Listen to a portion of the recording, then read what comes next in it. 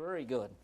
And then, of course, you have your first rib, okay, which is up here, right in here, your first rib, and again, your scapula back here, your humerus bone, your cervical vertebrae up here, which is, there are 7 of them up here, and your thoracic vertebra here, which there's 12.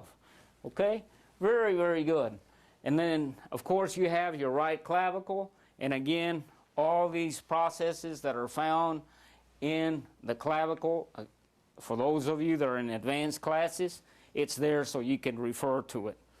Okay, and of course your scapula here, which is part of your appendicular skeleton, and remember that your scapula is the same thing as some people refer to it as the shoulder blade, so that this way you can make the connection between the general terms and the specific scientific terms. Okay, very good. Okay, now again we have the humerus. Hello! You know, some people say, is that a funny bone or what is that? Why they call him humerus?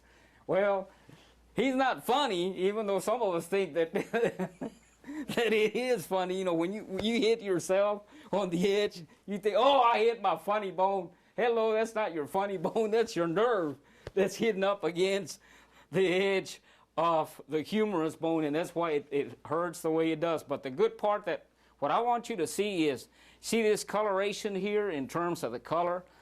This whole bone, these are where the muscle attachments come in, and the ligament. Oh my goodness, Professor Paul! Okay, now, as I was telling you about my funny bone up here, my humerus bone, okay, and then directly to the inferior or below the humerus bone, okay, you've got both the ulna and the radius. And what I want you to remember is the radius is always up here on the thumb side. The ulna is over here on the index finger side. And that's the proper way of remembering. You know, when I was in anatomy and physiology, people used to say, hey, Mr. Briones, Mr. B, how can I remember? I get confused about the ulna and the radius, which is which. Hello.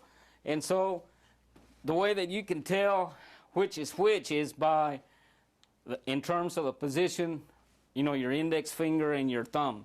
That's one way of remembering that. And of course you can see that with the anatomy here that I've got here on the slide. You can see clearly the ulna, radius, carpal, metacarpal, and phalanges. Okay, and what I want you to see is, okay, so that you can, the camera can move in right in here in terms of, let's see, I guess this, well, this one's better right here, where you can see clearly the carpal bones in here. Okay, you can see clearly the carpal bones, and then of course you got the metacarpal right here, and then the phalanges, which are your finger bones. And of course on your phalanges you have 5 on each hand for a total of 10. Okay, now let's go to the pelvic girdle. Again, you've got all these different locations or parts of the pelvic girdle that you need to see, but what is important in terms of all of this that is critical is in terms of your foramens, these right here, which are these holes here. Again, you got your nerves going through there, and it's important for you to understand that that is critical in terms of you understanding the connection between the skeletal and the nervous system. Okay, very good. And of course, right here with this posterior view, which is your L5, which is your last, your lumbar, your 5th lumbar vertebra, which is right in here. Okay, notice what you've got here in terms of the position of the 5th lumbar in regards to where the foramens are, where the holes are, in terms of seeing the location of what those are all about. And then of course you have some of these other bones here that's critical, the pubis right in here, and then these things right here, the ischium. Okay, that's very important for you to see. And of course you got the iliac crest right here. Okay, very good.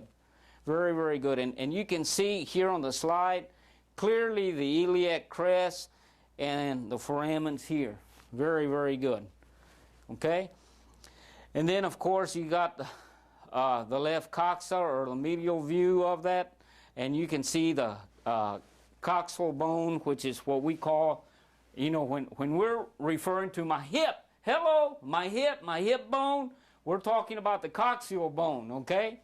In terms of, for you to understand how that is. And of course, we got the femur, which is, hello, I told you a while ago, which one is the largest bone? And we were talking about the smallest bone being in the ear, the stapes. Your largest bone, for those of you that said that it was the femur, you're exactly correct, which is this long bone right here in your upper thigh, okay? Very, very good. And then, of course, you've got your tibia and your fibula. Your tibia is right here on the medial side or on the inside, and the fibula on the lateral side or the outside part. That's a way of remembering. Okay, and then, of course, you've got your tarsals and your calcaneus bone. Okay, your calcaneus down here, known as your heel bone, this right here. And the tarsals right in here. Let's see if I can, on this one I think it's a lot easier for you to see. All of these here, and then your metatarsals and your phalanges right here. Okay? Very, very good. And then, of course, you've got on your knee,